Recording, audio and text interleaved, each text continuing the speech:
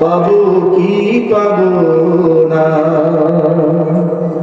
আল্লাহ তোমার দেয়া সেরা জান্নাত, আমি তো জানি না পাবো কি পাবো না। আল্লাহ তোমার দেয়া সেরা জান্নাত, আমি শুধু জানি নরকের অগ্নি সইতে পারবো না কোনদিন রাত। আমি তো জানি না পাবো কি পাবো না। আল্লাহ তোমার দেয়া সেরা জান্নাত, গুনাহ তো করেছি আমি ভালোবাসি সব, অগণিত সীমাহীন পাপের তওবা কবুল করে নাও রব্বুল আলামিন। গুনাহ তো করেছি আমি ভালোবাসি সব, অগণিত সীমাহীন পাপের তওবা কবুল করে নাও রব্বুল আলামিন। হায়াত আমার কমছে শুধু প্রতিদিন, গুনাহ বাড়ছে শুধু বাধাহীন। তুমি তো পারো দিতে নাজাত, আমি শুধু জানি নরকের অগ্নি সইতে পারবো না কোনদিন রাত। আমি তো জানি না পাবো কি পাবো না। আল্লাহ তোমার দেয়া সেরা জান্নাত, আমি তো জানি না পাবো কি পাবো না। আল্লাহ তোমার দেয়া সেরা জান্নাত, আমি শুধু জানি নরকের অগ্নি সইতে পারবো না কোনদিন রাত। আমি তো জানি না পাবো কি পাবো না। আল্লাহ তোমার দেয়া সেরা জান্নাত, আমি তো জানি না পাবো কি পাবো না। আল্লাহ তোমার দেয়া সেরা জান্নাত। বলবেন বান্দারে, দুনিয়ার এই মাটিতে যদি আমার কোনো বান্দা কোনো বান্দি সামান্যতম কোনো দয়া কোনো ব্যক্তিকে প্রদর্শন করেছে, আমি আল্লাহ বান্দাকে নিয়ামত নষ্ট করে নাই।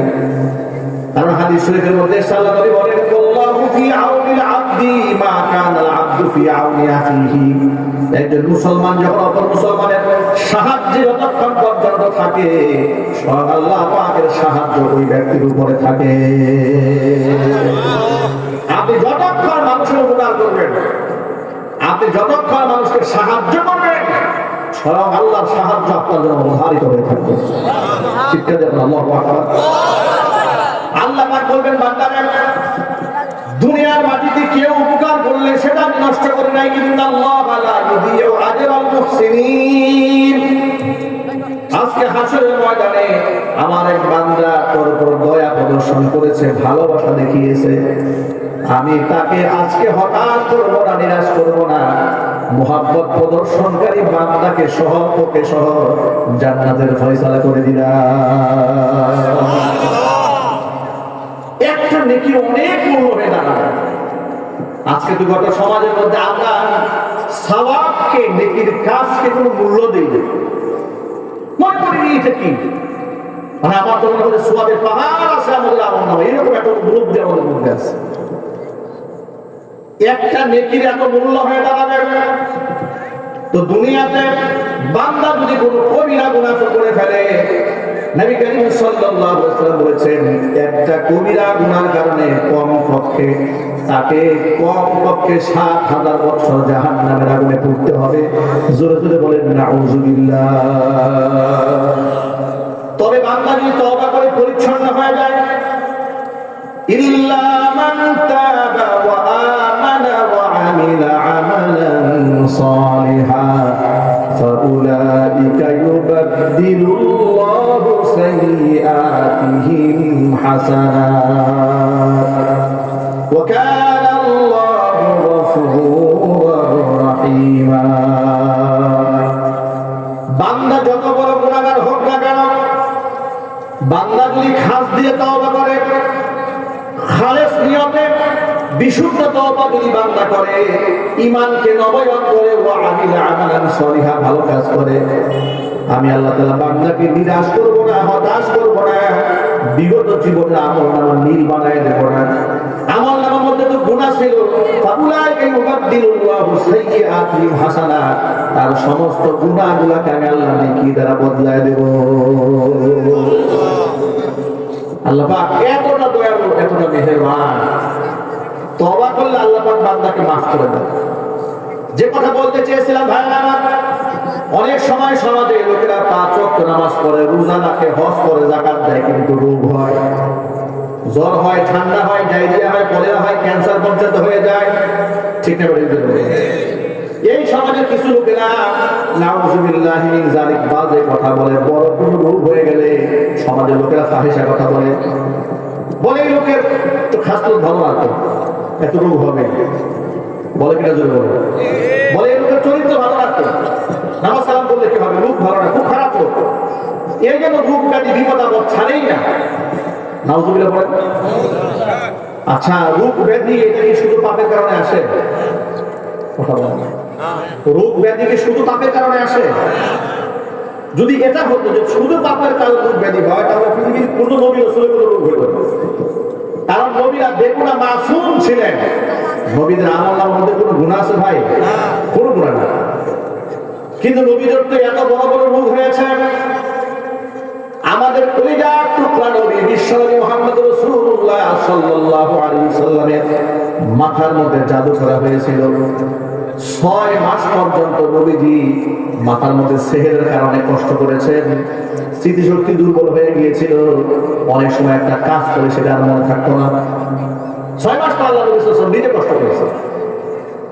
এমনকি ইন্তেকালের আগ মুহূর্তে নবী করিম সাল্লাল্লাহু আলাইহি ওয়াসাল্লাম বলছেন যে খাইবার যুদ্ধ বিজয়ের পরে জনরত ইহুদি মহিলা খাসির গোশতের রানের মধ্যে বিষ মিশিয়ে যে আমাকে খেতে দিয়েছিল, আমি যখন খেতে উদ্যত হয়েছিলাম, এমনকি আমি মুখের মধ্যেও কিছুটা নিয়ে ফেলেছিলাম, ঠিক ওই সময় সে গোশতের হাত দিয়ে আমাকে ডেকে বলেছে, মুহাম্মদ সাল্লাল্লাহু আলাইহি ওয়াসাল্লাম মুখ থেকে গোশত ফেলে দিন, ইন্নাহা মাসমুমা, এটাকে বিষাক্ত করা হয়েছে, চিৎকার দেন আল্লাহু আকবার।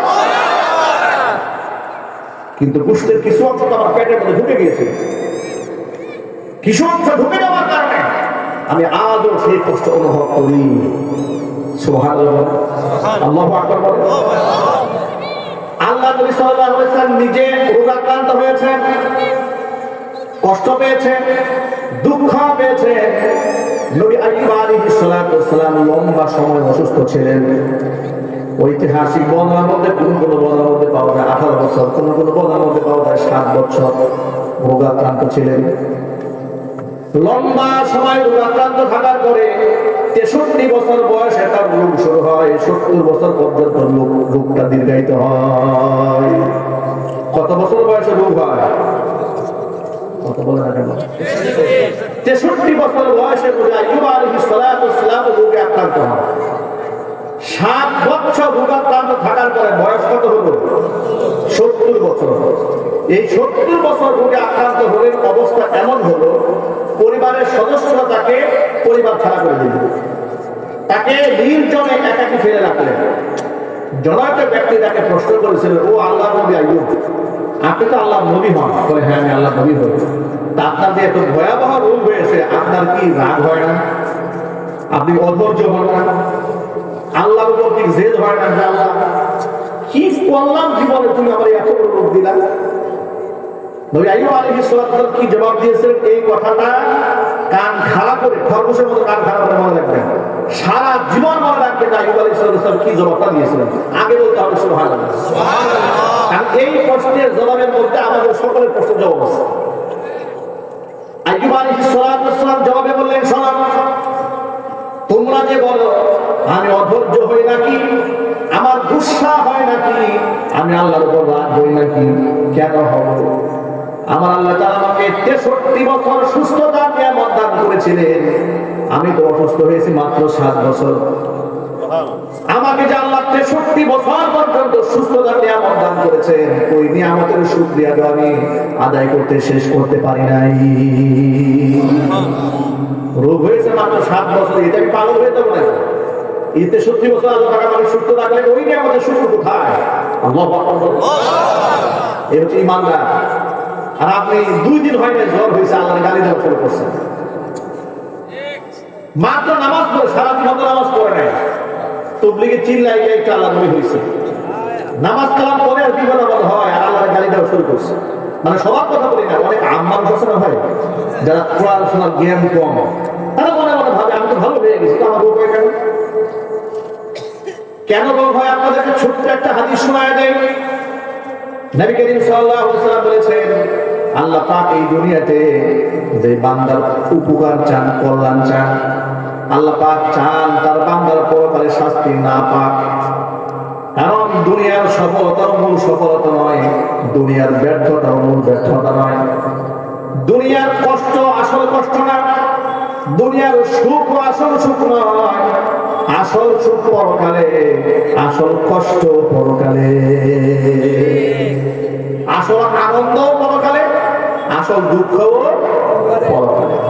নবী করিম সাল্লাল্লাহু আলাইহি ওয়াসাল্লাম বলেছেন, শুধুমাত্র আলামে বারজাখে, কবরের জীবনে যে মানুষকে শাস্তির সম্মুখীন হতে হবে, এই শাস্তিটা এতটা ভয়ঙ্কর। কবরের জীবনের শাস্তিটাই এত ভয়াবহ, একজন ব্যক্তি যদি তার জীবনের শুরু থেকে শেষ পর্যন্ত সুখের সমুদ্রে হাবুডুবু খায়, তাকে যদি কবরের আযাব সামান্যতম টাচ করা হয়, তারপরে বান্দাকে যদি প্রশ্ন করা হয় তোমার জীবনে কোনো সুখ ছিল, বান্দা স্পষ্ট জানাই দেবে আমার জীবনের সুখ বলতে কিছুই ছিল না। পক্ষান্তরে আল্লাহ তাআলা জান্নাতের নাজ নিয়ামতটা এত বিশাল আর বিস্তীর্ণ করেছেন, এত ব্যক্তি সেই নিয়ামত, এই দুনিয়ার সবচেয়ে দুঃখী মানুষকে যদি জান্নাতের মধ্যে একটা মুহূর্তের জন্য ছেড়ে দেওয়া হয়, আর তাকে যদি জিজ্ঞেস করা হয় তোমার জীবনে কোনো কষ্ট ছিল নাকি, বান্দা বলবে আল্লাহ কসম করে বলি আমার মানব জীবনে কোনোদিন কোনো কষ্ট স্পর্শ করে নাই। সে সুখটা এমন সুখ আল্লাহ যেন আমাদেরকে দান করেন। আমিন। জোরে বলেন আমিন। এবার মূল কথা বলতে হাদিসটা বলতে চেয়েছিলাম। নবী করিম সাল্লাল্লাহু আলাইহি ওয়াসাল্লাম বলেছেন, আল্লাহ পাক যে বান্দাকে পছন্দ করেন, আল্লাহ চান না যে পরকালে সে বিপদগ্রস্ত হোক। এই জন্য দুনিয়াতে আমলের যদি কোনো ত্রুটি বিচ্যুতি হয়, কোনো গুনাহ হয়ে যায়, ফাআজ্জালা লাহুল উকুবাতা ফিদ দুনিয়া, দুনিয়ার মধ্যে আল্লাহ পাক তার শাস্তিটা দিয়ে দেন। হয়তো পেরেশানির মধ্যে ফেলে শাস্তি দেন, না হলে মিথ্যা মামলায় তাকে আটকায় দেন। ইমানদার ব্যক্তিদের জীবনে দেখবেন কষ্টের কোনো শেষ নাই। আল্লাহর দ্বীন কায়েমের সংগ্রাম করে কত মানুষ সুখের সংসার করে, সুদের ব্যবসা করে, তাদের নামে মামলা নাই, মোকদ্দমা নাই, জেল নাই, জরিমানা নাই, হুমকি নাই, ধামকি নাই, কিন্তু ইমানদার ঘর ছেড়েছে, বাড়ি ছেড়েছে, আল্লাহ কোরআনের কথা বলে, কোরআনের রাজ সমাজের মধ্যে কায়েম করতে চায়, তার নামে মিথ্যা মামলার কোনো অভাব নাই। ঠিক না? তার জীবনে কষ্টের কোনো শেষ নাই।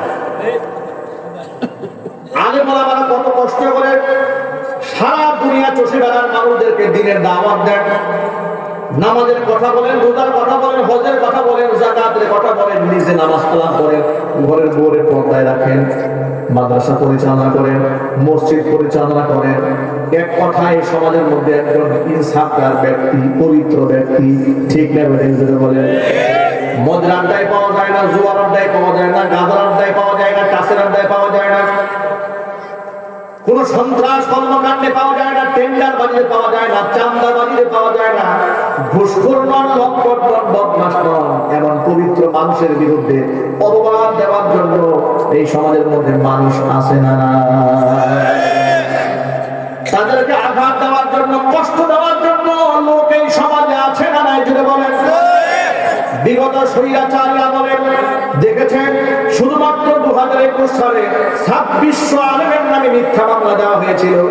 এমনকি 116 জন সম্মানিত আলেম নামের তালিকা করে দুদকে জমা দেওয়া হয়েছিল। ঠিক আছে, আলেমদেরকে বেইজ্জত করার জন্য প্রচেষ্টার কোনো শেষ নাই। কষ্ট হলো আলেমরা এত পবিত্র মানুষ দুনিয়াতে এত কষ্ট কেন? এই প্রশ্নের জবাব আমার দেওয়া দরকার নাই। 1000 বছর আগে আল্লাহ নবী নিজে দান করেছেন। আল্লাহ হাবিব বলেন, আসাদুল বালাই আল আম্বিয়া সুন্নাল আমসাল ফাল আমসাল। এই দুনিয়াতে সবচেয়ে বেশি কষ্টের সম্মুখীন হন নবীগণ, সুন্নাল আমসাল ফাল আমসাল। নবীদের আদর্শের সাথে, ঈমান আকীদার সাথে যার সাদৃশ্যতা যত বেশি হয়, ওই ব্যক্তি দুনিয়ার জমিনের মধ্যে কত মুসিবতের সম্মুখীন হয়ে যায়। ঠিক তাই বলেন।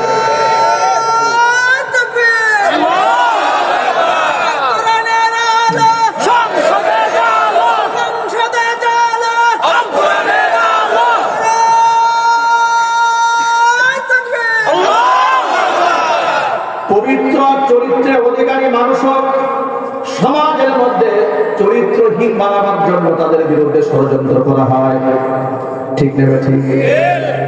আল্লামা মামুনুল হক হাফিজাহুল্লাহকে মানুষের সামনে লাঞ্ছিত, অপমানিত করার জন্য নিজের বউকে দিয়ে নাটকীয় কায়দায় ধর্ষণের মামলা দেওয়া হলো। তিনি আল্লাহর নামে কসম করেছিলেন, নিশ্চয়ই আপনাদের মনে আছে। এটাকে মুবাহালা বলা হয়। তিনি বলেছিলেন যে উনি আমার স্ত্রী, অথচ গোটা দুনিয়ার মধ্যে তারা ছড়িয়ে দিয়েছিল এটা তিনি অন্যায় করেছেন। নাউজুবিল্লাহ। সেই ভাষা আমরা মুখে বলবো না। এক পর্যায়ে তিনি মুবাহালা করেছিলেন। মুবাহালা কি? তিনি কসম নিয়েছিলেন, লাইভ করে কসম করে বলেছিলেন, যদি আমি এই পাপ করে থাকি, আমি বিবাহ ছাড়া তার সাথে যদি অবৈধ সম্পর্ক করে থাকি, তাহলে আমার উপর আল্লাহ লানত বর্ষিত হোক। আর যারা আমার উপরে জিনার অপবাদ দিয়েছে, তারা যদি মিথ্যাবাদী হয়ে থাকে, তাহলে তাদের উপর আল্লাহ লানত বর্ষিত হোক। তিনি আমিন বলতে বলেছিলেন গোটা জাতিকে। আমরা সেদিন আমিন বলেছিলাম। আল্লাহ লানত কিন্তু বর্ষিত হয়ে গেছে। আল্লাহ কিন্তু কবুল হয়েছে। আলেমদের দোয়া বদদোয়া বিফলে যায় না। কথা ঠিক নেবে? ঠিক। আজকে কোথায় আল্লাহ মামুনুল হক? আজরা তাকে বাজে কথা বলে গালি দিয়েছিল, তারা কোথায়? তারা আল্লাহ পাকের মালউন হয়েছে, অভিশপ্ত হয়েছে। তারা গোটা দেশ থেকে লাঞ্ছিত, অপমানিত হয়ে বিতাড়িত হয়েছে। কথা ঠিক নেবে? এর দ্বারা বার্তা বড় ক্লিয়ার। আলেমদেরকে ঘায়েল করার জন্য তাদের চরিত্রের উপরও আঘাত আসতে পারে, কিন্তু ইমানদার ব্যক্তিদের হতাশ হওয়ার কিছু নাই। চরিত্রের উপর তো প্রশ্ন তোলা হয়েছিল নবী ইউসুফ আলাইহিস সালাতু ওয়াস সালামের। ঠিক কি না? এত পবিত্র মানুষ তিনি, আল্লাহ পাকের মাহবুব প্যারা বান্দা। ইউসুফ আলাইহিস সালাতু ওয়াস সালামকে তার পিতা ইয়াকুব আলাইহিস সালাতু ওয়াস সালাম বড় ভালোবাসতেন। 10 ভাইয়ের হিংসা লেগে গেল, তাকে হত্যার ষড়যন্ত্র করল। অনেকে তাকে মারতে চাইলো, বড় ভাই বাধা হয়ে দাঁড়ালো যে না, মেরে ফেলা, একেবারে মেরে ফেলার মতো জঘন্য পাপ করা দরকার নেই, অন্তরের মধ্যে কুয়ার মধ্যে ফেলে দাও, যাতে করে চলাচলরত অবস্থায় বাহির থেকে লোকেরা এসে তাকে দূরে কোথাও নিয়ে যেতে পারে। আল্লাহ পাক যদি বাঁচাতে চান, পৃথিবীর কেউ তার মারতে পারে? আরো যদি বলে। শহীদ আল্লামা সাইদ রহমাতুল্লাহি আলাইহিকে গোটা দেশের সবগুলো প্রশাসনের লোক একত্রে, একটা রাষ্ট্র, একটা সরকার, ইন্টেলিজেন্স ব্রাঞ্চ, গোয়েন্দা সংস্থা, পার্শ্ববর্তী রাষ্ট্র, তাদের গোয়েন্দা সংস্থা সহ সকলে সম্মিলিত প্রচেষ্টা করেছিল প্রথম টার্গেট আলেমকে শেষ করে দেওয়ার জন্য। ঠিক না বলেন? প্রথম ফাঁসি দোষীটা তার গলার মধ্যে পড়াবার চেষ্টাই করা হয়েছে, কিন্তু আল্লাহ যদি বাঁচাতে চান তাহলে কেউ তারে মারতে পারে? আল্লাহ পাক তাকে 13 বছর বাঁচিয়ে রেখেছেন, কিন্তু ওই যে আল্লাহর কাছে সবসময় দোয়া করেছেন যে আল্লাহ তুমি আমাদের শহীদের মৃত্যু দান করুন, আল্লাহর কাছে সেই দোয়া হয়তো মঞ্জুর হয়ে গেছে। ঠিক না ভাই? আল্লাহর কাছে সেই দোয়া মঞ্জুর হয়েছে। আল্লাহ পাক তাকে শহীদ মর্যাদা দিয়ে অত্যন্ত সম্মানের সাথে রাজা বাদশার চাইতে দামি সম্মান দিয়ে দুনিয়াতে উঠাই নিয়ে গেছে। ইউসুফ আলাইহিস সালামকে হত্যা করতে চাইল 10 ভাই মিলে, আল্লাহ পাক তাকে বাঁচিয়ে দিলেন। কুয়ার মধ্যে তাকে 10 ভাই যখন ফেলে দিয়েছে, আল্লাহ রাব্বুল আলামিন জিবরাইল আলাইহিস সালামকে জিবরাইলকে ডাক দিয়ে বলেন, জিবরাইল তাড়াতাড়ি যা, আমার নবী ইউসুফকে তারা যেন পানির মধ্যে ফেলে হত্যা করতে না পারে, তাকে সেভ কর। জিবরাইল আলাইহিস সালাম এত দ্রুত 600 নূরের দান আল্লাহ পাক তাকে দান করেছিলেন। 2টা ঝাপটা দিয়া আসমান থেকে জমিনে চলে এসে হযরত ইউসুফ আলাইহিস সালামের পায়ের নিচে একটা শুকনা কাঠ দিয়ে তাকে আগলায় রাখলেন। শুকনা কাঠ দিয়া ইউসুফ আলাইহিস সালামকে আটকে রাখলেন। আল্লাহ পাক তাকে হেফাজত করলেন, আল্লাহ পাক তাকে বাঁচিয়ে দিলেন। আল্লাহ পাকের কত সুন্দর এবং সূক্ষ্ম পরিকল্পনা, কারণ আল্লাহর পরিকল্পনার চেয়ে উত্তম পরিকল্পনা পৃথিবীতে আর কারো নাই। আছে নাকি? আরো জোরে বলেন। আল্লাহ পাকের পরিকল্পনা আল্লাহ পাক কত সুন্দর করে বললেন, ওয়াজাআত সাইয়ারাতুন ফাআরসালু ওয়ারিদাহুম ফাআদলা দালওয়া ক্বালা ইয়া বুশরা হাযা গুলাম আল্লাহু আকবার ওয়া আসরুহু বিদাআন ওয়াল্লাহু আলীমুম বিমা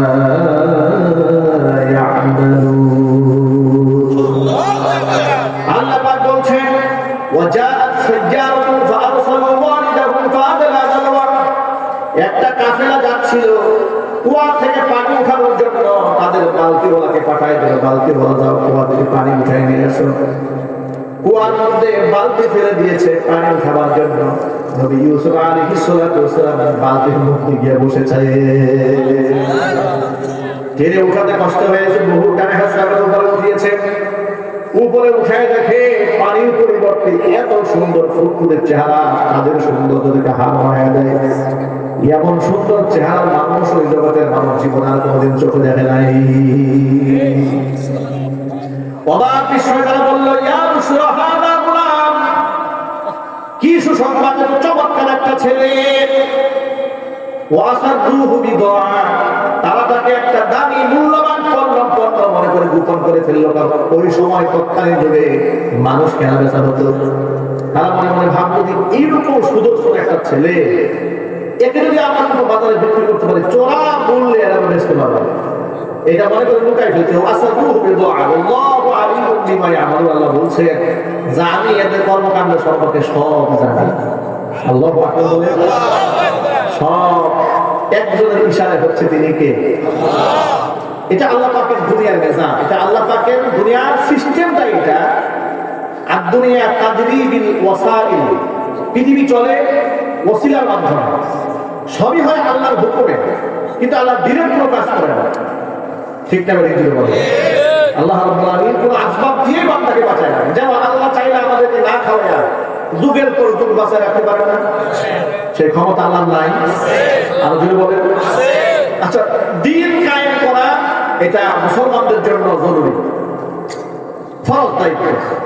এখন এই দিন কায়েম করার জন্য এত আল্লাহ বলে জীবন দিতে হয় কেন? আল্লাহ কাছে কি ফেরেশতার অভাব করছে? ফেরেশতা আছে না? কথা বলে না। নাকি কোনো ফেরেশতা অবসরে চলে গেছে? যে শক্তিশালী জিবরাইল আলাইহিস সালাতু ওয়াস সালাম এক থাপ্পড় মারলে কি নাস্তিক একটা থাকবে? তিনি কি অবসর হয়ে গেছেন? মরে গেছেন? ফেরেশতারা আছে না? তো আল্লাহ তাদেরকে পাঠাইয়া নাস্তিক ঠিক না ভাই? ঠিক। নবী করিম সাল্লাল্লাহু আলাইহি ওয়াসাল্লামের দান মুবারক শহীদ হয়ে গেল। ওই ফেরেশতা এসে আটকায় দিল না, জিবরাইল এসে না, নবী সাল্লাল্লাহু আলাইহি ওয়াসাল্লাম আঘাত দেওয়া যাবে না। আটকায় দিয়েছিলেন না? আটকায় দেন, রক্তাক্ত হয়েছিলেন, দেশান্তরিত হয়ে গেলেন। এই পৃথিবীর নিজাম। এই পৃথিবীতে আল্লাহর দ্বীনের জন্য কে কতটুকু স্যাক্রিফাইস করতে পারে, কে কতটুকু কুরবানি আল্লাহর দ্বীনের জন্য করতে পারে, এটা আল্লাহ দেখতে চান। ঠিক না ভাই? ঠিক। আল্লাহ দেখতে চান। এটা আল্লাহ পাকের সিস্টেম, এটা আল্লাহ পাকের নিজাম। আবার আল্লাহ পাক দুনিয়াতে এরকম নিদর্শন দেখিয়েছেন যে অগ্নিকুণ্ডের মধ্যে ফেলে মানুষকে বাঁচিয়েছেন। ইব্রাহিম আলাইহিস সালাতু ওয়াস সালাম তার উৎকৃষ্ট নমুনা। নূহ আলাইহিস সালাতু ওয়াস সালামের প্লাবনের সময় বৃদ্ধা মহিলাকে তারা 40 দিন পর্যন্ত পানির নিচের মধ্যে ডুবাই রেখে আল্লাহ রাব্বুল আলামিন সম্পূর্ণ সালামত বাঁচিয়ে রেখে দিয়েছিলেন। সেই ক্ষমতা আল্লাহর আছে না? ইউসুফ আলাইহিস সালাতু ওয়াস সালামকে আল্লাহ তাআলা ইচ্ছা করলে ওখান থেকে ফেরেশতাদের দিয়ে উঁচা করে মিশরের মস্তকে বসিয়ে দিতে পারতেন, কিন্তু এটা আল্লাহ পাকের নিজাম। এটা আল্লাহর সিস্টেম না, দুনিয়ার সিস্টেম এটা নয়। কি হলো সেখানে শোনেন? কষ্ট হচ্ছে আপনাদের? আল্লাহ পাক বলছেন ওয়াশারাউহু বিথামানিন বাখসিন দারাহিমা মা'দুদা ওয়া কানু ফীহি মিনাজ যাহিদিন। একেবারে সামান্য কয়েকটা টাকায় তারা তাকে বিক্রি করে দিয়েছে। সামানিন বাখসিন দারাহিমা মা'দুদা, একেবারে স্বল্প মূল্যে তারা তাকে বিক্রি করেছে। কেন? ওয়া কানু ফীহি মিনাজ যাহিদিন। মূলত ইউসুফের ব্যাপারে এগুলো সব উদাসীন ছিল। এরা বুঝতেই পারে নাই যে এটা কে। সুবহানাল্লাহ। আল্লাহ রাব্বুল আলামিন সসম্মানটাকে মিশরের খাদ্যমন্ত্রী ঘরে এভাবে পৌঁছায় দিলেন কোরআনের ভাষায়, ওয়াকাল আল্লাযী ইশতারাহু মিন মিসর লিমরাআতিহি আকরিমি মাথওয়াহু আসা আন ইয়ানফা'না আও নাত্তাখিযাহু ওয়ালাদা وكذلك مكنا ليوسف في الأرض ولنعلمه من تأويل الأحاديث والله غالب على أمره والله غالب على أمره ولكن أكثر الناس لا يعلمون।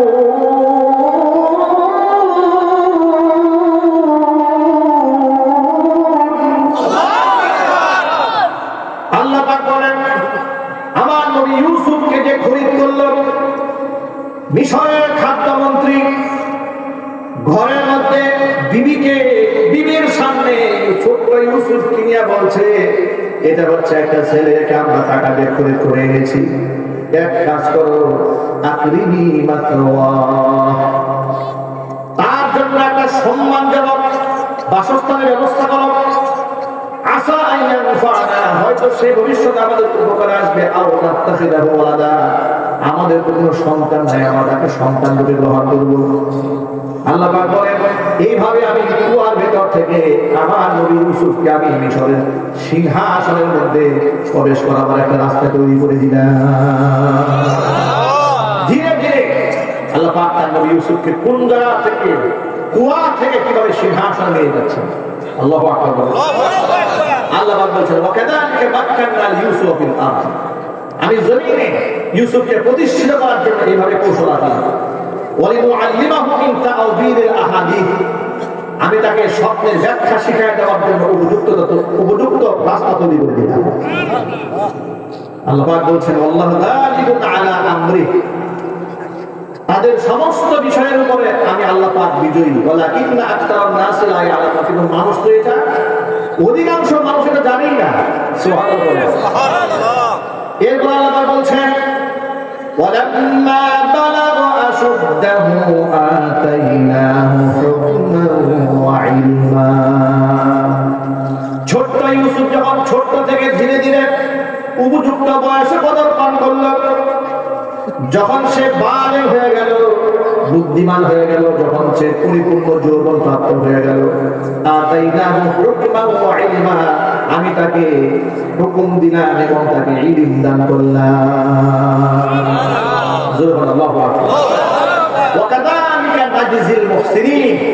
আমি মুহসিন বান্দাদেরকে এভাবে বিনিময় দিয়ে থাকি। অবস্থা কি দাঁড়ালো দেখেন, এই সেই ইউসুফ, যে ইউসুফ কুয়ার মধ্য থেকে তাকে তুলে আনা হয়। তার বয়স কত ছিল? আমি বেশ কয়েকটা তাফসীর কিতাব তল্লাশি দিলাম যে বয়স কত ছিল ইউসুফ আলাইহিস সালামের। কেউ কেউ বলেছেন যে 7 বছর, কেউ বলেছেন 8 বছর, কেউ বলেছেন 12 বছর। এক কথায় বয়স যাই হোক না কেন, এতটা ছোট ছিল নিজের পক্ষ থেকে পরিচালিত হবে, এত বড় বুদ্ধিমান হয়ে উঠতে পারে না। এই জন্য কোরআনে কারিমের ভাষায় বলছে হাদা গুলাম, মানে যারা পেয়েছে তারা বলে নাই যে হাদা শাবাব বা শাব, এটা তো যুবককে পেয়েছে বলে নাই। তারা কি বলছে হাদা গুলাম, এটা তো বালক। সুবহানাল্লাহ বলে কোরআন আয়াত প্রমাণ করে ইসা আলাইহিস সালাম খুব ছোট্ট ছিলেন। ধীরে ধীরে খাদ্যমন্ত্রী ঘরে তিনি বড় হচ্ছেন। তার ইলম, আমল, আদর্শ, উঠা বসা, চেহারা, চরিত্র, আখলাক, মুআমালাত, মুআশারাত, এর মধ্যে শুধু নূর আর নূর। কারণ তিনি তো নবী। তিনি কি নবী? বিরাট সম্মানের আসরে যান। এটা ইলেকশন করে করা যায় না, ভোটাভুটি করে নবী হওয়া যায় না, শক্তি দিয়ে নবী হওয়া যায় না। রাতের ভোট, দিনের ভোট রাতে করে, ভোট জালিয়াতি করে এমপি হওয়া যায়, নবী হওয়া যায়। কথা ঠিক আমি একদিন বলে রাতের দিনের ভোট রাতে এই বাংলাদেশে হয় নাই, জোরে বলতে হয় নাই। মানুষের অধিকার নিয়ে তারা সিনেমি খেলছে। ইনশাআল্লাহ ভবিষ্যতে এই সিনেমি আর খেলতে দেওয়া হবে না। ইনশাআল্লাহ বলেন, ইনশাআল্লাহ। আল্লাহ পাক কবুল করে দিল, বলেন আমিন। ভাই আমার ইউসুফ আলাইহিস সালাম ধীরে ধীরে বড় হয়ে গেলেন, চেহারা এমন আকার ধারণ করলো, সুবহানাল্লাহ। আচ্ছা, আমাদের নবী জীবন একটা মিথ্যা কথা বলেছেন? আমাদের কোন আবেগ তাড়িত হয়ে ভুল কথা বলেছেন? ইউসুফ আলাইহিস সালামকে দেখার পরে ওই মেরাজ রজনীতে নবীদেরকে দেখেছেন। দুনিয়াতে এসে নবী সাল্লাল্লাহু আলাইহি ওয়াসাল্লাম সাহাবীদের কাছে ইউসুফ আলাইহিস সালামের চেহারার অবয়ব সম্পর্কে বর্ণনা দিয়ে উনি কি বলেছিলেন শোনেন। আল্লাহ নবী বলেন, আমি যখন আমার ভাই ইউসুফের চেহারার দিকে তাকালাম, আমার কাছে মনে হলো গোটা পৃথিবীর যত সৌন্দর্যতা আল্লাহ সৃষ্টি করেছেন যদি দুইটা ভাগে ভাগ করা যায়, তাহলে তাম পৃথিবীর আল্লাহর সৃষ্টির অর্ধেকটা সৌন্দর্যতা কেবলমাত্র শুধুমাত্র আমার ভাই ইউসুফের চেহারার মধ্যে আল্লাহ ঢেলে দিয়েছে। কেমন সুন্দর আল্লাহ পাক ইউসুফ আলাইহিস সালামকে বানিয়েছেন। এরকম একটা নওজোয়ান, এমন একটা চরিত্রবান, এমন একটা আদর্শ যুবক ঘরের মধ্যে আছে। সেই ঘরের মধ্যে জুলাইখা, যে জুলাইখা তাকে লালিত পালিত বড় করলো, সেই জুলাইখা নিজেকেই সামাল দিতে পারছে না, নিজেকে কন্ট্রোল করতে পারছে না। জুলাইখা ইউসুফ আলাইহিস সালামের এই চরিত্র দেখে, আখলাক দেখে, সৌন্দর্য দেখে, বডি ফিটনেস দেখে, তার মুআমালাত, চালচলন, তার হাসি, তার উঠা বসা, তার সরলতা, তার ইনসাফ, তার ন্যায় পরায়ণ, তার আদালত দেখে নিজেকে সামাল দিতে পারছে না, পাগল হয়ে গেছে। মেয়েরা তো এমনি একটু আবেগী বেশি হয়, আমাদের সমাজের মেয়েরা তো গাঁজা করে জন্য পাগল হয়ে যায়। ঠিক আছে, আমাদের সমাজের মেয়েরা গান যুক্তির জন্য পাগল হয়, হিরোইন ফুটের জন্য পাগল হয়ে যায়। কয়েকদিন আগে একটা মেয়েকে দেখেছেন না, যে গোটা বাংলাদেশ আলোচনা তুলপাড় শুরু হয়ে গেছে। পালিয়ে গিয়ে বাবা মার অনুমতি ছাড়া বিবাহ করেছে। বাবা মা মেয়েকে নিয়ে এসে করেছে 4 বার, সে 4 বারই ছেলের কাছে চলে গেছে। তাকে বলা হচ্ছে যে তুমি ওই সমাজে থাকতে পারবে না, ঘর করতে পারবে না। সে বলেছে না, আমি অবশ্যই যাবো। কিন্তু আশ্চর্যের ব্যাপারকে দেখেন, পৃথিবীর কোন বাবা তার মেয়ের কল্যাণ চায়? আরো যদি বলতে হবে, চায় না? চায় না, কোন বাবা মা কল্যাণ চায় না। কিন্তু আশ্চর্যের ব্যাপার, যে মেয়েটা বাবা মার মনে আঘাত দিয়ে ভেঙে পালিয়ে বিবাহ করেছে, তার পক্ষে দেখলাম যে এই দেশের কিছু লোক আবেগ তারিখ করে দাঁড়ায় গেছে। যাহার কি ভালোবাসা, কি প্রেম, কি মহব্বত। বাবা কেন মেনে নেয় না?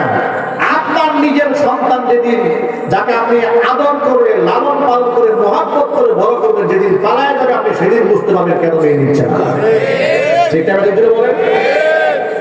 অন্যের মেয়ে ভেঙে পালাইছে, খুব আবেগ দেখাচ্ছে যে কেন বাপ মা মেনে নেয় না। এই কি মেনে নেওয়ার বিষয়? আপনার মেয়ে ভেঙে পালাই বিয়ে করেছে, মেনে নেওয়ার বিষয়? বাপমার মান সম্মান মানের সাথে গুড়ার সাথে মিশিয়ে দিয়েছে। এমন মেয়ে যেন কোনো ঘর আল্লাহ পাক না আসে। আমিন। এগুলোকে সৎ মেয়ে না অসৎ মেয়ে? চরিত্রবান না দুশ্চরিত্র মহিলা? আল্লাহ পাক আমাদের মেয়ে সম্প্রদায়কে হেফাজত করুন। আমিন। ভাইরা আমার, মূল কথায় ফিরে আসি। যা বলতে চেয়েছিলাম, যেখানে সমাজে গাঁজাখোর ছেলে দেখতে অনেক মেয়ে নিজেকে সামাল দিতে পারে না, সেই জায়গায় নবী ইউসুফ আলাইহিস সালাতু ওয়াস সালামের মতো সুদর্শন, এমনই সুন্দর পৃথিবীতে যার কোনো দ্বিতীয় মিসাল নাই। এমন একটা পুরুষকে দেখে সে আর নিজেকে সামলাতে পারে না।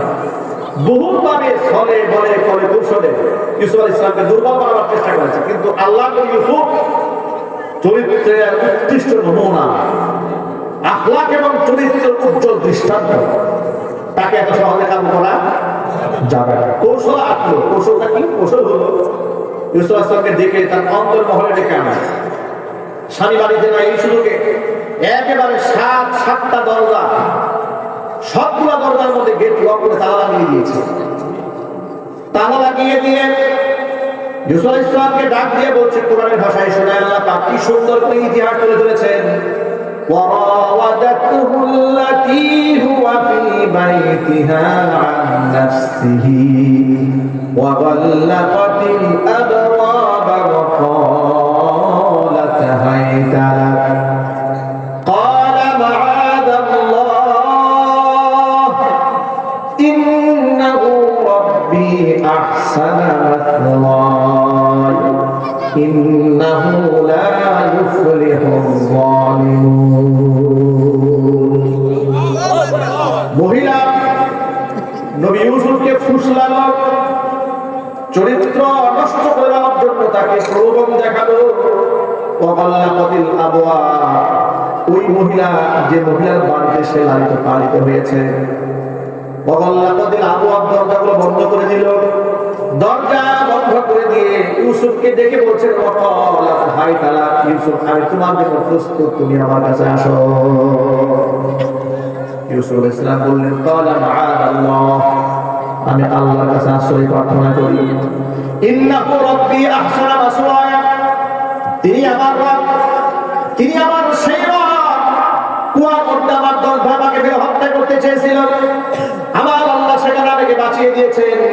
এমনকি যেখানে সেখানে লালিত পালিত করে আল্লাহ আমাকে বড় বানাতে পারতেন, কিন্তু না, মিশরের এমন সম্মানিত একজন ব্যক্তির ঘরে আল্লাহ পাক আমার বাসস্থানের ব্যবস্থা করে দিয়েছে।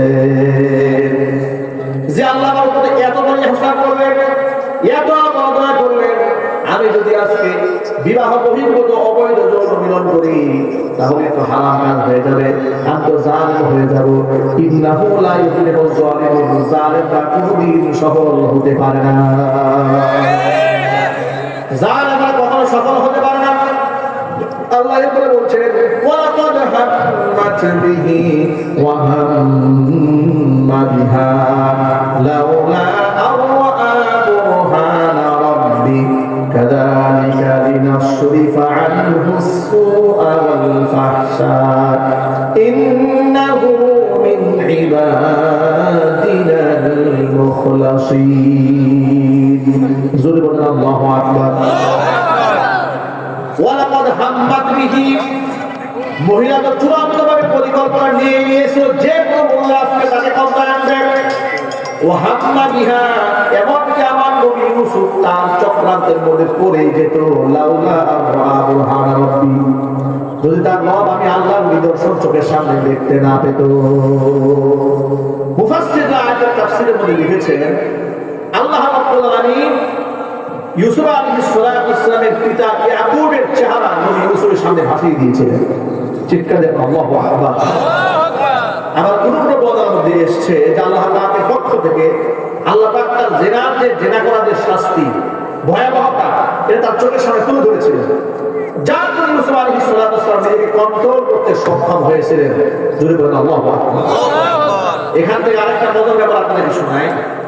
আল্লাহ বলছেন, কাযালিকা লিনাসরিফা আনহু السوء والفحشاء, আমি আমার নবী ইউসুফ আলাইহিস সালাম থেকে খারাপ এবং অশ্লীলতা, গুনাহ এবং অশ্লীলতা, ব্যভিচার তার কাছ থেকে দূরীভূত করে দেওয়ার জন্য পরিকল্পনা নিলাম। ইন্নাহু মিন ইবাদিনাল মুখলাসিন, সে ছিল আমার একনিষ্ঠ বান্দাদের অন্তর্ভুক্ত। কারণ যে ব্যক্তি মুখলেস বান্দা হয়, শয়তান তাকে ধোঁকা দিতে পারে না। শয়তান কাকে ধোঁকা দিতে পারে না? মুখলিস বান্দাকে।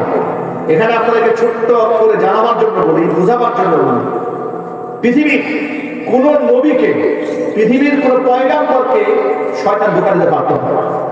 কারণ পয়গাম্বরদেরকে কন্ট্রোল করতে স্বয়ং আল্লাহ। শয়তান ধোঁকা দেওয়ার কোনো সুযোগ নাই।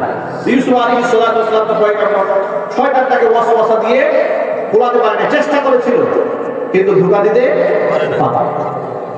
এরপর আল্লাহ পাক বললেন, আমার নবী ইউসুফ তার নিজের চরিত্র ঠিক রাখার জন্য ওয়াস্তাবাকাল বাবা ওয়া কাদ্দাত কামিসাহু মিন দুবুরিন ওয়া আলফায়া সাইয়্যিদাহা লাদাল বাব।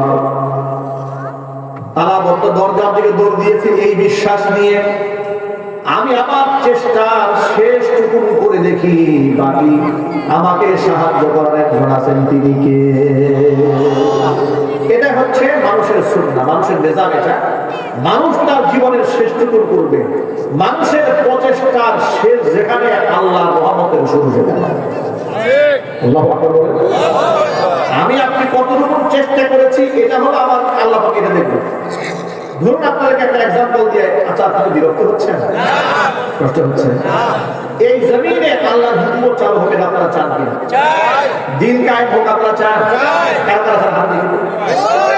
আল্লাহর কোরআন দিয়ে দেশ, সমাজ, রাষ্ট্র পরিচালিত হোক, চান তো মন থেকে? আচ্ছা এখন বোঝা যাবে। তো আল্লাহর দ্বীন জমিনে কায়েম হবে, এজন্য আমরা আন্দোলন করছি, সংগ্রাম করছি, বক্তৃতা করছি, বয়ান করছি, সভা থেকে সব করছি। মানুষের ব্রেন ওয়াশ করছি, বোঝাচ্ছি মানুষের কোরআন এবং সুন্নাহ দিয়ে যে আল্লাহর দ্বীন কায়েম হলে ফায়দা এই হবে, এই হবে, এই হবে। ঠিক না? কিন্তু আমার ক্ষমতার চেয়ারে যেতেই হবে, সেটা যদি শরীয়তের বিধান লঙ্ঘন করেও হয়, এই দায়িত্বকে আল্লাহ আমাকে দিয়েছেন?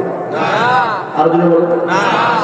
যেমন কিছু ভাইদেরকে ইদানিং আমরা বলতে শুনেছি, তারা বলতেছে যে ভোট হচ্ছে এটা এক প্রকার যুদ্ধ, জিহাদ। এই যুদ্ধে আমাদের অংশগ্রহণ করতে হবে। এই যুদ্ধে যদি আমরা হেরে যাই, আল্লাহ কোরআন হেরে যাবে। এই যুদ্ধে আমরা বিজয় লাভ করলে আল্লাহ কোরআন বিজয় লাভ করবে। এই কথা কি ঠিক হলো? আরো যদি বলেন, আল্লাহর কোরআন তো ছিল বিজয়ী। আমাদের মতো আপনার গুণাগারেরা কোরআন মানলে কি না মানলে কি, তামাম পৃথিবীর সমস্ত মানুষ যদি কোরআন ছেড়ে দেয়, এদিকে কোরআন পরাজিত হবে, আমার পরাজিত হবে। এই সমাজ হেরে যাবে, এই রাষ্ট্র হেরে যাবে, আমার আল্লাহ বলে হারবে না। ঠিক না? ঠিক। সুতরাং আপনি মানুষের কাছে দিন কায়েমের কথা বলেন, উদ্ভট কথা বলবেন, যেটা ন্যায্য সেটাই বলবেন। তাকে বলবেন, ভাই আপনি চেষ্টা চালায় যান, কবুল করার মালিক আল্লাহ। এইভাবে বলবেন, এভাবে বলবেন। যে আরেক ভাইকে বলতে শুনলাম, বলতেছে মা রব্বুকা ওয়া নাবিয়্যুকা ওয়া দীনুকা, তিনটে রাজনীতির প্রশ্ন না। এভাবে কোরআন হাদিসের ব্যাখ্যা করা যাবে না। কোরআন হাদিসের ব্যাখ্যা করতে হবে এইভাবে যে আমরা ব্যক্তি জীবন ইসলাম চাই, পারিবারিক জীবন ইসলাম চাই, সামাজিক জীবন ইসলাম চাই, নামাজ রোজা হজ যাকাত আমরা সমাজে কায়েম করতে চাই। গোটা রাষ্ট্র ব্যবস্থার প্রতি ইসলাম পৌঁছাতে হবে। এই জন্য মানুষের দাওয়া, মানুষের হাতে ধরা, পায়ে ধরা, মানুষের কাছে যাওয়া, মানুষকে দিন বুঝানো, ইমান বোঝানো, এটা আমাদের দায়িত্ব। ঠিক আছে? এতে পৃথিবীর কত নবীরা ক্ষমতার মস্তদে যাওয়ার আগে দুনিয়া থেকে মারা গেছে, চলে গেছে, কি হয়েছে? কথা বলতে হবে, বলেন বলেন, ঠিক আছে? কত নবীরা তো ক্ষমতার মস্তদে যান না। এমন ফিরআউন যখন পানির মধ্যে চুবড়ি খায় বলল, তখন সিংহাসন কি ফাঁকা আছে না ধরে গেছে? সিংহাসন ফাঁকা না। এখন তো নবী মুসা আলাইহিস সালাম পারতেন যে এখন যেহেতু ফিরআউন করছে, গিয়া ফিরআউনের সিংহাসনে গিয়ে দখল করবে। করেছেন না? দখল করেন। বোঝা গেল দ্বীনের একটা মূল মাকসাদ, সেটা হচ্ছে ক্ষমতার চেয়ার দখল করা। এটা ইসলামের মূল উদ্দেশ্য না। ইসলামের মূল উদ্দেশ্য হচ্ছে মানুষের পরিবার মধ্যে প্রত্যেকটা জনে জনে, ব্যক্তিতে ব্যক্তিতে আল্লাহ পাকের ঈমানকে ঢুকায় দেওয়া। ঈমান যদি আমি মানুষের পরিচয় ঢুকাইতে না পারি, ধরেন আমি ক্ষমতার মসজিদে বসলাম, কিন্তু আমি জনগণের মধ্যে ঈমান ঢোকাতে পারি নাই, কালকে আন্দোলন করে ঘাট ধাক্কা দেওয়া হয় রেজাল্ট কি দাঁড়ায়? কি বলবো? আমি যদি মানুষের করে ঈমান ঢোকাইতে না পারি, ধরেন আমি অনেক পলিসি করে, কারণ দুনিয়ার যে রাজনীতি, দুনিয়ার যে নিজাম, ক্ষমতা দখল করার যে গণতান্ত্রিক সিস্টেম, ক্ষমতার যে নেওয়ার যে সিস্টেমটা, এটা হচ্ছে আপনাকে পৃথিবীর মোড়ল রাষ্ট্রের সাথে সম্পর্ক ভালো রাখতে হয়। হয়তো চায়নার সাথে সুসম্পর্ক রাখবেন, না হয় রাশিয়ার সাথে রাখবেন, হয় আমেরিকার সাথে রাখবেন, হয় ভারতের সাথে রাখবেন, কারণ বিদেশি বড় বড় রাষ্ট্রের স্বীকৃতি প্রয়োজন হবে। ঠিক আছে, ওই দেখাটা ইদানিং বিভিন্ন দেশ থেকে রাষ্ট্রদূতরা আসা শুরু হয়ে গেছে, দেশের বড় বড় রাজনীতির সাথে সাক্ষাৎ করে। কি কথা বলে যে আপনারা ক্ষমতায় গেলে কি কি ফেসিলিটি দিতে বলেন, তাদের সাথে একটা চুক্তি হয়, তখন তারা বলে যে আপনারা ন্যায্যভাবে গণতান্ত্রিক সিস্টেমে চলে, আপনার ক্ষমতায় গেলে আমরা আপনাদের স্বীকৃতি দেব। এটা হচ্ছে তার দুনিয়াবি ফায়দার জন্য বলে। এই গোটা দুনিয়ার মধ্যে একটা নিজাম, ক্ষমতার মসনদে যাওয়া আবার ক্ষমতার মসনদ ছেড়ে দেওয়া, এটা গণতান্ত্রিক সিস্টেম। এই যে গণতান্ত্রিক সিস্টেম, ধরেন আমরা একবার ক্ষমতায় গেলাম, আমি কি সারা জীবনে ক্ষমতার মসনদে বসে থাকতে পারবো? আমি যদি বলেন তা আমি কি আপনার ফরজের মধ্যে ঈমান, দ্বীন, ইসলাম কায়েম করবো? কারণ সমাজে বলা কিন্তু অধিকাংশ মানুষ ফাঁসে। এই জন্য জনে জনে কলিজার মধ্যে ঈমান ঢুকাতে হবে, এমন ভাবে দেশের অধিকাংশ মানুষের কলিজার মধ্যে যখন এটা ঢুকবে, যার ব্যক্তি জীবন, পারিবারিক জীবন, সামাজিক জীবন, রাজনৈতিক জীবন, সকল ক্ষেত্রে ইসলাম ছাড়া মুক্তির কোনো পথ নাই, তখন আমাকে সিংহাসন ছাড়ার কোনো দরকার হবে না, বরং প্রত্যেকটা মুসলমান আপন দায়িত্বে একজন করে খলিফাতুল মুসলিমিন নিয়োগ দেবে। কথা ঠিক নেবে যদি বলে, কিন্তু ভুল করা যাবে, ভুল পথে যাওয়া যাবে না। এই যে আমাদের কিছু ভাইরা বুঝে কিংবা না বুঝে গতবার দেখেছি পূজায় গিয়েছে, হয়তো আবেগে গিয়েছে, না হয় একটু ভুল বোঝার কারণে গিয়েছে। আমরা একটু কঠোর ভাষায় বলেছি, আজকে একটু মহব্বতের সাথে বলবো, কঠোর ভাষায় বলবো, মহব্বত দিয়ে বলবো। প্রিয় ভাইরা, আল্লাহ পাক এই দায়িত্ব আমাদেরকে দেন নাই যে আমি হিন্দুদের সাথে মাখামাখি করে দিন কায়েম করবো, এত বড় দায়িত্ব আল্লাহ আমাদের উপর চাপায় দেন না। ঠিক আছে হিন্দু বলবো, কারণ পৃথিবীর কোন হিন্দু মুসলমানের কোনোদিন আপন হবে না। এটা মনে রাখবেন, মৃত্যু বন্ধ এই মূলনীতি মাথায় রাখবেন যে আপনি যদি এদের কাবা ঘরের পানি দিয়ে ধুয়েও দেন, বুঝলেন, আপনি যদি দাবাত দিয়ে 3 বেলা নিজের বাড়িতে খাওয়ান, একদিনে বুঝাই গেছে, ওরা বাদ দিয়ে দিল। নিজের বাড়িতে দৈনিক 3 বেলা দাওয়াত দিয়েও খাওয়ান, এই পৃথিবীর মুশরিকরা, আপনি তো ইমানদার, আপনার আপন সে হবে না। হয়তো আপনার সামনে বলবে একটা, কিন্তু ধোঁকা দিয়ে ফেলবে। যে সমাজের মুসলমানরাই ধোঁকা দিয়ে ফেলে, কথা বলে মুসলমানরা, সেই দেশের হিন্দুরা আল্লাহর সাথে কমিটমেন্ট ঠিক রাখবে না, কারণ মুশরিকরা আপন মুশরিকরা, কাফেররা আপন কাফেররা, ইমানদারদের আপন ইমানদাররা। কথা বলতে ঠিক না? আল্লাহ কথা বোঝার তৌফিক দান করুন। কষ্ট পেয়েছেন ভাই? কষ্ট পেয়েছেন? আঘাত পেয়েছেন? আমি যা বুঝাতে চাইছি বুঝতে পেরেছেন তো? সুতরাং আল্লাহ দ্বীন আমাকে কায়েম করতে হবে, এই ক্ষেত্রে কোনো দ্বিমত নেই, একদম কঠিন কথা। ব্যক্তি জীবনে, পারিবারিক জীবনে, সামাজিক জীবনে, আন্তর্জাতিক অঙ্গনে আল্লাহ দ্বীন কায়েম করতে হবে, এই ব্যাপারে কোনো মুসলমানের দ্বিমত থাকার কোনো সুযোগ নেই। কারণ মুসলমান বিশ্বাস করে আল্লাহ কোরআনে। সুতরাং কোরআনে সব আছে, অর্থনীতি আছে, সমাজনীতি আছে, যুদ্ধনীতি আছে, বন্দিনীতি আছে, সন্ধিনীতি আছে, পারিবারিক নীতি আছে, তালাক নীতি আছে, সব আছে। সেই মুসলমান কিছু মানবে, কিছু মানবে না, অস্বীকার করবে, তার সুযোগ নেই। কিন্তু এই ইলিম তো মুসলমানের পরিচয় নাই। যে দেশে 90% মুসলমান নামাজ পড়ে না, কথা বলে ঠিক না? মানে আল্লাহ দ্বীন সমাজে কায়েম হওয়া এটা অনেক বড় একটা ব্যাপার, কিন্তু মৌলিক যে ব্যাপারটা, যে নামাজই পড়ে না 90% মানুষ, যাকাত দিতে চায় না, ইমানের বুঝি নাই, সেই দেশে এত তাদের খেলাফত কায়েম হয়ে যাবে না, খেলাফত সহজে কায়েম হবে না। তবে এই সংগ্রামে আত্মনিয়োগ করে থাকতে হবে, পিছপা হওয়া যাবে না, যে ঠিক আছে খেলাফত কায়েম হবেই না এটা বলাই বাদ দিয়ে দিলাম না। মিশন চালু রাখতে হবে, দাওয়াত চালু রাখতে হবে, হেদায়েতের কথা মানুষকে বোঝাতে হবে, মানুষের পরিবারের মধ্যে এই কথা প্রতিষ্ঠিত একদম গেঁথে ফেলতে হবে। যাওয়ার স্রষ্টা আল্লাহ, আমি যার হুকুমে নামাজ পড়ি, যার হুকুমে রোজা রাখি, যার হুকুমে যাকাত দেই, যার হুকুম পালন করে আমি হজ করতে যাই, যার হুকুম পালন করে আমি রমজানে রোজা রাখি, তার হুকুমে আমার রাজনীতি নীতিও চলতে হবে, আবার সমাজ নীতিও চলতে হবে, তার হুকুমে আমাকে দেশটাও পরিচালনা করতে হবে। এই কথাটা মুসলমানের পরিচালনার মধ্যে ঢুকাতে হবে। ঠিক না বেঠিক দিতে বলেন? আল্লাহ পাক বুঝার তৌফিক দান করেন। ইউসুফ আলাইহিস সালাতু ওয়াস সালাম, দেখো আল্লাহ পাকের এত সম্মানিত একজন নবী, মুসলমানের চেষ্টা শেষ যেখানে আল্লাহর সাহায্য সেখানে। এটা বোঝাতে গিয়ে লম্বা কথা বলেছি। দেখেন তারা বলতো দরজা দিয়ে দৌড় দিলেন, এখন আপনি যুক্তি দিয়ে বলবেন তারা বলতো দরজা দিয়ে দৌড় দিয়ে লাভটা কি? লাভ আছে। বান্দার চেষ্টা শেষ যেখানে আল্লাহ রহমত শুরু হয়ে গেল সেখানে দেখেন ওয়াস্তাবাকাল বাব, ইউসুফ আলাইহিস সালাম দৌড় দিয়েছে, পেছনে জুলাইখা দৌড় দিয়েছে।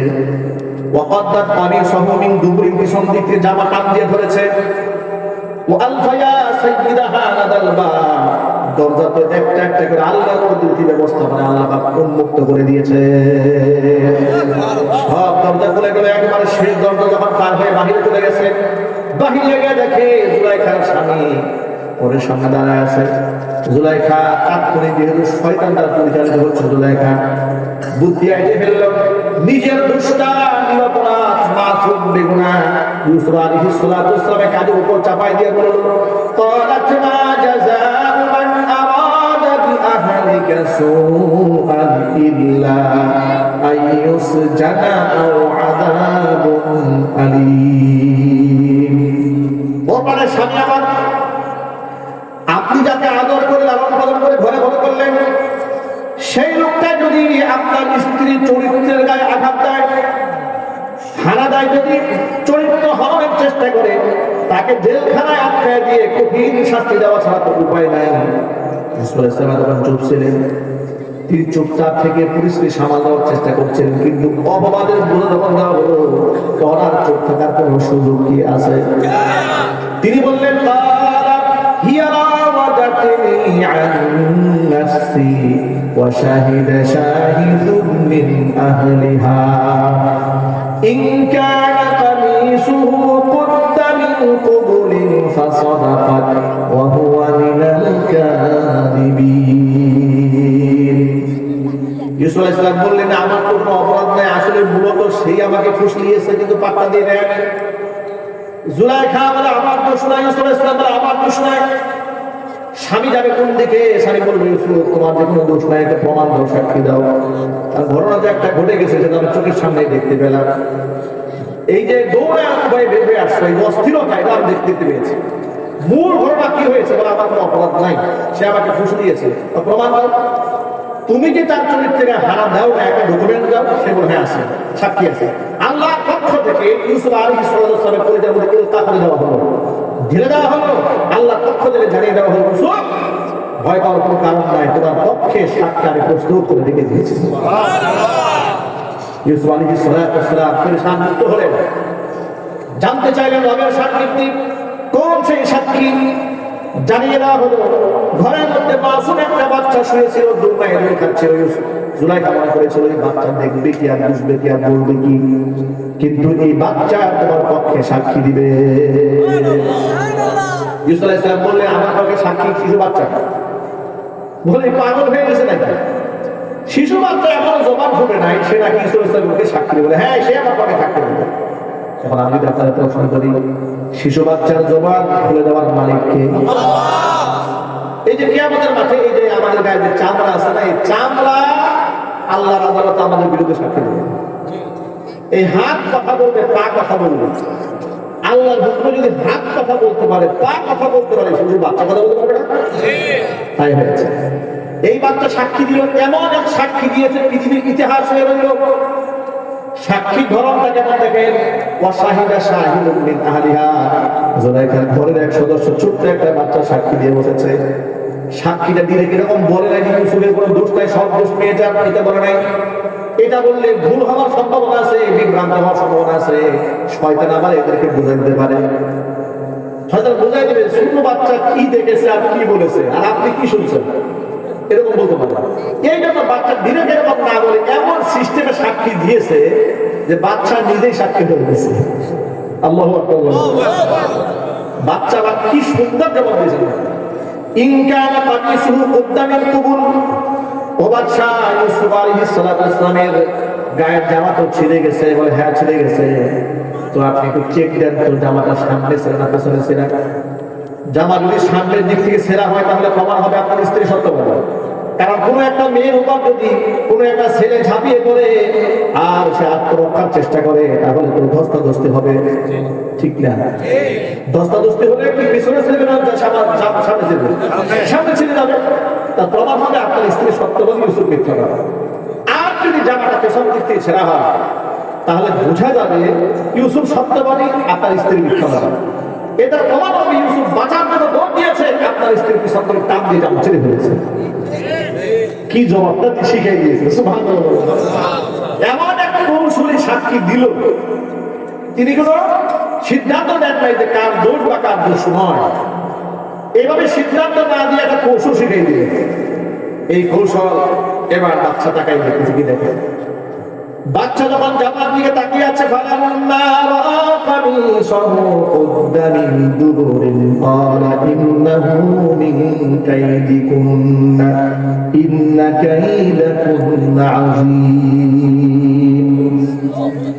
জামার দিকে তাকিয়ে দেখে পিছন দিক থেকে ছেঁড়া। বুঝে ফেলেছে ইউসুফের কোনো দোষ নাই, সব দোষ তার বউয়ের। তিনি বললেন, স্ত্রীর দিকে তাকিয়ে দিয়ে বলছেন, ইন্নাহু মিন কাইদিকুন্না, এটা তো তোমার চক্রান্ত। ইন্না কাইদাকুন্না আযীম, তোমাদের মেয়েদের চক্রান্ত বড় ভয়ঙ্কর। এই যে যুবকেরা, ঘুমে ধরছে নাকি যুবকেরা? এখন একটা গুরুত্বপূর্ণ কথা বলা হবে। এই যে যুবকেরা, টান টান আমার দিকে, আই কন্ট্যাক্ট। যুবকেরা একটা হাদিস স্মরণ করে দেয়, মেয়েদের পাল্লায় যদি কেউ পড়ে, আবার বলি অবৈধভাবে মেয়েদের পাল্লায় যদি কেউ পড়ে, যদি যুবকের জ্ঞানী যুবক হয়, ওর জ্ঞান শেষ। লেখাপড়া করা প্রচন্ড মেধাবী, ওর মেধা শেষ। চাকরিজীবী সম্মানের আসনে বসে আছে, সম্মান শেষ। ইমাম সাহেবও যদি পড়ে, ইমাম সাহেব তো চাকরি তো নাই, এটা সম্মানটাও নাই। ঠিক আছে, বলে বিভিন্ন জায়গায় শোনা যায় না। এক জায়গায় শুনলাম ইমাম সাহেব সভাপতি বউ নিয়ে পালিয়েছে। কেন? কারণটা শুনবো। প্রত্যেকটা দেশে সভাপতির বউ নিয়ে কেন পালিয়েছে? কারণ সভাপতি ইমাম সাহেবকে ঠিক মতো বেতন দেয় না। এই জন্য প্রতিশোধ নিয়েছে, সভাপতির বউ প্রেম করে বউ নিয়ে পালাই গেছে। বেতন দিবি না আপনি? ভাই আমার বললাম, নবী করিম সাল্লাল্লাহু আলাইহি ওয়াসাল্লামের একটা হাদিস হুজুর বলেছেন, ইবনে আব্বাস রাদিয়াল্লাহু তাআলা আনহু হাদিসের রাবী, عن ابن عباس رضي الله تعالى عنه انه قال خرج رسول الله صلى الله عليه وسلم فصلى بالعيد।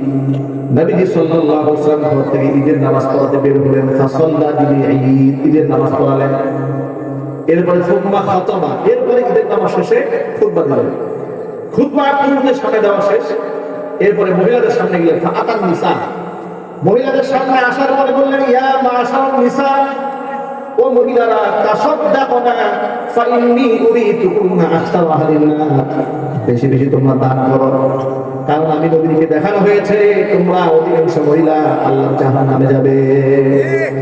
মহিলারা প্রশ্ন করলো, ফাতিমা যাকা ইয়া রাসূলুল্লাহ, হে আল্লাহর রাসূল, কোন অপরাধের কারণে আমরা অধিকাংশ নারী জাহান্নামে যাব? হুজুর বললেন, দুইটা ব্যাপারের কারণে। এক নাম্বার বিতুকসিরনাল লাআনাত, বেশি বেশি মানুষকে লানত দেওয়ার কারণে। দুই নাম্বার হচ্ছে ওয়াতাকফুরনাল আশির, স্বামীর নাফরমানি করার কারণে।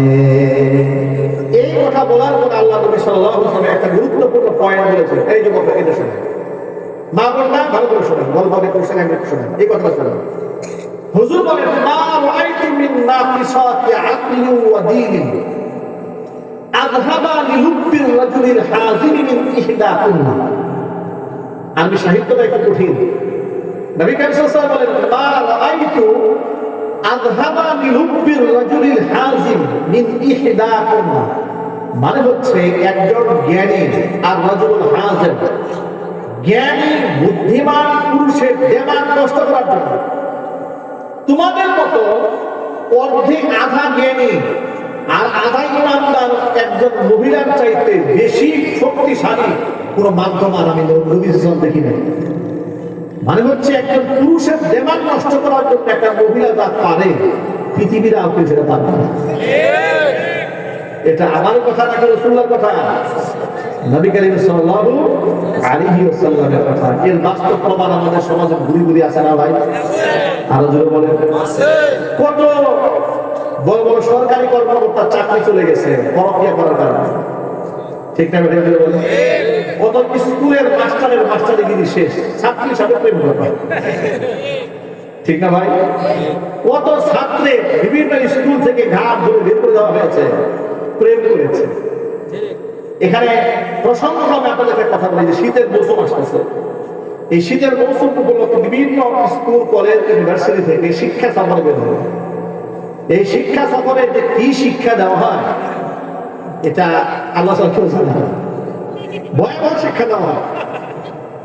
বগুড়া থেকে চলে গেছে কক্সবাজার সমুদ্র সৈকতে, বাস একটা ভাড়া করেছে, 50 জন বসেছে, 30 জন ছেলে 20 জন মেয়ে, 20 জন ছেলে 30 জন মেয়ে। সমস্ত গার্জিয়ানরা দায়িত্ব দিয়েছে প্রধান এক শিক্ষকের হাতে। ডিজে গান বাজতেছে বাসের মধ্যে, ছাত্র নাচে, ছাত্রী নাচে, সাথে উস্তাদ নাচে। এই ঘটনা বিদেশে আছে না? নিজের মেয়ে সমতুল্য ছাত্রীদের সাথে যে শিক্ষক ডিজে গানে নাচে, এই শিক্ষকটা লম্পট। এই লম্পটে দেশ ভরে গেছে। অতএব নিজের মেয়েকে শিক্ষা সফরের নামে জিনা সফরে পাঠাবেন না, ব্যভিচার সফরে পাঠাবেন না। কথা ঠিক না? ঠিক পাঠাবেন না। হাতে পায়ে ধরে বলি, যদি আপনি পাঠান আর এই মেয়ে যদি কোনো গুনাহ করে, এই গুনার দায় ভার মেয়ের একা হবে না, বাবা মারও বহন করতে হবে। সাবধান হয়ে যাবে। আল্লাহ পাক আমাদের সাবধান হওয়ার তৌফিক দান করুন। আমিন।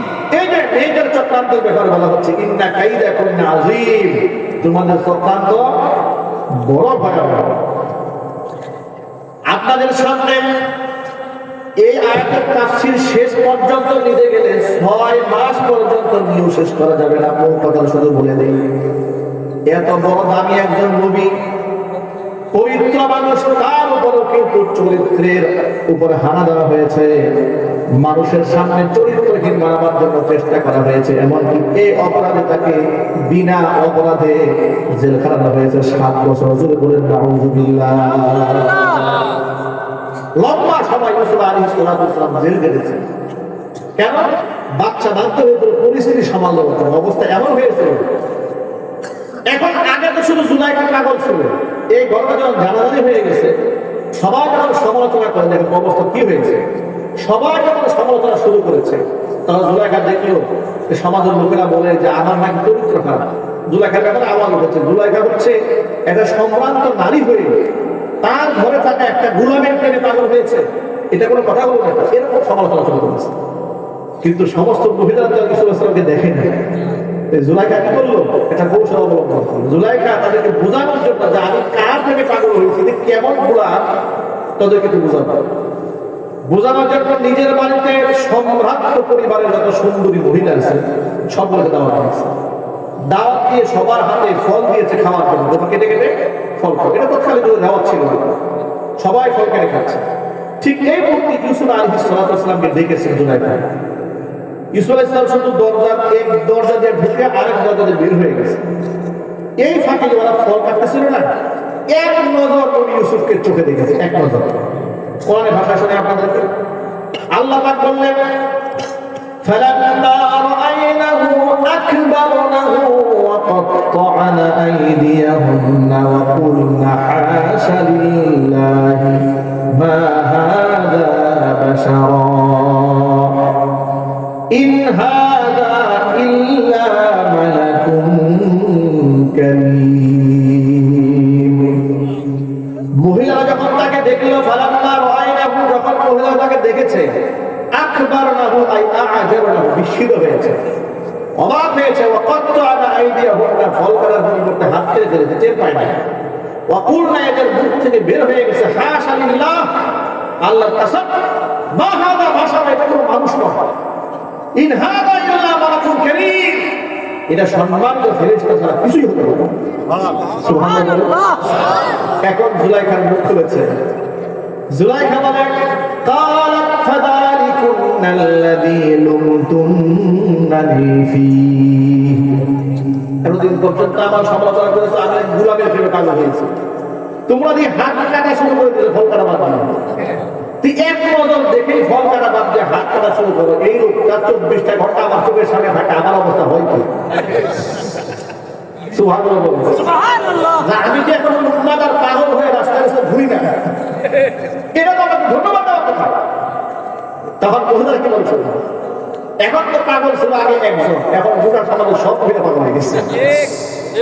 বিগত আগে একজনের মিস কল দিতে, এখন সকলে ডাইরেক্ট ফোন দেয়। ইউসুফ আলাইহিস সালাম এমন কঠিন পরীক্ষার মধ্যে পড়লেন, মহিলা বলে ফেলল, ওয়ালাকাদ রাওয়াতুহু আন নাফসিহি ফাস্তাশা, আমি তাকে ওয়াসওয়াসা দিয়েছি, তাকে ফুসলিয়েছি, কিন্তু ফাস্তাশা, ইউসুফ আসলে নির্দোষ মানুষ, সে নিজেকে আত্মরক্ষা করেছে। কিন্তু আমার সিদ্ধান্ত এটাই চূড়ান্ত, ওয়ালাকিন লাম ইয়াফআল মা আমুরহু, আমি যে প্রস্তাব ইউসুফকে দিয়েছি সেটা যদি ইউসুফ না মানে, লা ইউসজানান্না ওয়া লা ইয়াকুনা মিনাস সাগিরিন, তাহলে হয় তাকে জেল খাটতে হবে, না হয় তাকে লাঞ্ছিত হতে হবে। আমি যে কোনো মূল্যে ইউসুফকে পেতে চাই, প্রয়োজনে তা আমি শাস্তি দেব, তাকে মানুষের সামনে লাঞ্ছিত করব, এরপরও আমি তাকে পেতে চাই।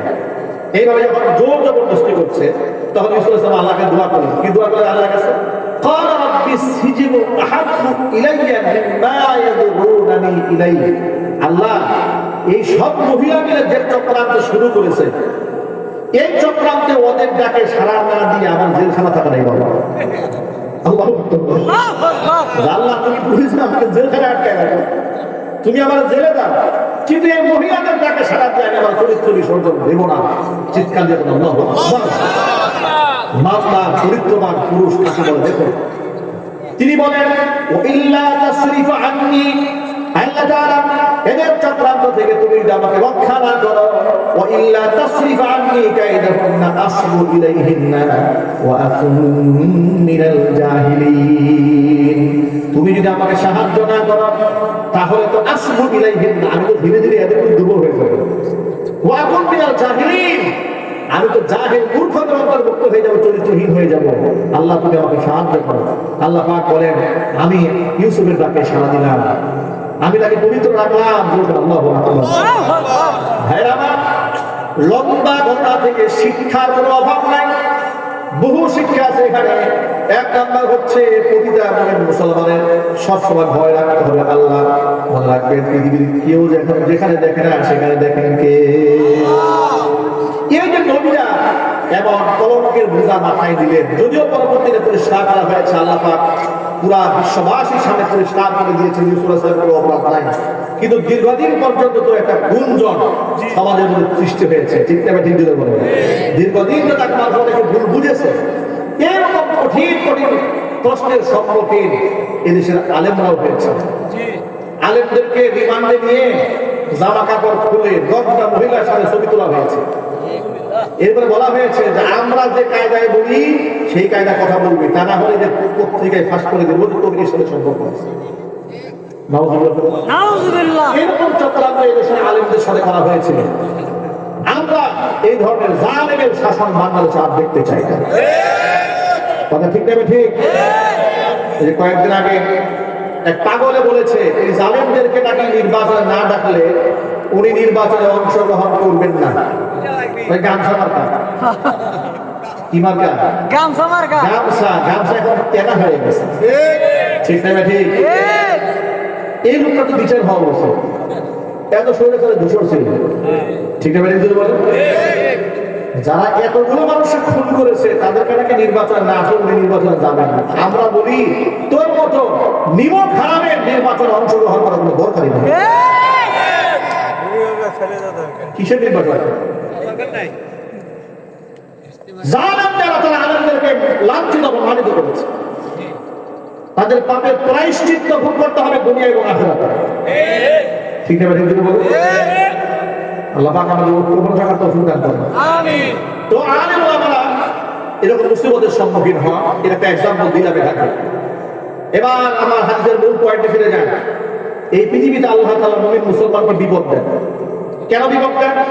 আজ্জালা লাহুল উকুবাতা ফিদ দুনিয়া, হয়তো পেরেশানি দেন, না হয় তাকে রোগে ফেলেন, না হয় বিপদে ফেলেন, না হয় মিথ্যা মামলার সম্মুখীন করেন, না হয় দেশান্তরিত করেন, নানাবিধ মুসিবতের সম্মুখীন আল্লাহ এই জন্য করেন যাতে করে কাল হাসরের ময়দানে এই বান্দা জান্নাতে যাওয়ার ক্ষেত্রে কোনো ব্যাগ পেতে না হয়। পক্ষান্তরে আল্লাহ তাআলা যেই বান্দার অকল্যাণ চান, জাহান্নামে ইচ্ছা মতো পিটাইতে চান, আল্লাহ তাআলা অনেক ক্ষেত্রে এই সমস্ত বান্দাদেরকে শাস্তি দেওয়া থেকে নিজেকে বিরত রাখেন। আল্লাহ নবী সাল্লাল্লাহু আলাইহি ওয়াসাল্লাম বলেছেন, ফাআনসাকা আনহু বিল উকুবা, আল্লাহ তাআলা দুনিয়াতে তার শাস্তি দেন না হাত্তা ইউয়াফিয়াহু বিহি ইয়াউমাল কিয়ামাহ, কিয়ামতের দিন যেন তার পুষায়া শাস্তি দেওয়া যায়। কারণ দুনিয়ার শাস্তি তো একেবারে ক্ষীণ, সামান্য, একেবারে নগণ্য। কাল কিয়ামতের যে জাহান্নামের শাস্তি, এই শাস্তির তুলনায় পৃথিবীর কোনো শাস্তির কোনো তুলনা হয় না। আল্লাহ পাক যে জান্নাত দিবেন, ওই জান্নাতের নিয়ামতের সাথে দুনিয়ার নাজ নিয়ামতের কোনো তুলনাই নাই। আবার যে জাহান্নামের শাস্তি দেবেন, ওই জাহান্নামের শাস্তির সামনে দুনিয়ার শাস্তির কোনো শাস্তি না। এই জন্য সাহাবায়ে কেরাম যদি শয়তান ওয়াসওয়াসায় করে গুনাহ করে ফেলেছে, এমনকি ব্যভিচারও করে ফেলেছে, নবীজি সাল্লাল্লাহু আলাইহি ওয়াসাল্লামের সামনে এসে স্বেচ্ছায় মৃত্যুদণ্ড চেয়ে নিয়েছে, যাতে করে দুনিয়াতে শাস্তি ভোগ করলেও জাহান্নামের আগুনে পড়তে না হয়। আল্লাহ যেন আমাদেরকে মাফ করুন, আমিন। আল্লাহ আমাদেরকে জান্নাতুল ফিরদাউসের মেহমান হিসেবে কবুল করেন। একটু জোরে আওয়াজ বলেন আল্লাহুম্মা আমিন। আমি তো জানি না পাবো কি পাবো না, আল্লাহ তোমার দেয়া সেরা জান্নাত। আমি তো জানি না পাবো কি পাবো না, আল্লাহ তোমার দেয়া সেরা জান্নাত। আমি শুধু জানি নরকের অগ্নি সইতে পারবো না কোনদিন রাত। আমি তো জানি না পাবো কি পাবো না, আল্লাহ তোমার দেয়া সেরা জান্নাত। গুনাহ তো করেছি আমি বালুরাশি সম, অগণিত সীমাহীন, পাপীর তওবা কবুল করে না রাব্বুল আলামিন। গুনাহ তো করেছি আমি বালুরাশি সম, অগণিত সীমাহীন, পাপীর তওবা কবুল করে না রাব্বুল আলামিন। হায়াত আমার কমছে শুধু প্রতিদিন, গুনাহ বাড়ছে শুধু বাধাহীন। তুমি তো পারো দিতে নাজাত, আমি শুধু জানি নরকের অগ্নি সইতে পারবো না কোনদিন রাত। আমি তো জানি না পাবো কি পাবো না, আল্লাহ তোমার দেয়া সেরা জান্নাত। আমি তো জানি না পাবো কি পাবো না, আল্লাহ তোমার দেয়া সেরা জান্নাত। আমি শুধু জানি নরকের অগ্নি সইতে পারবো না কোনদিন রাত। আমি তো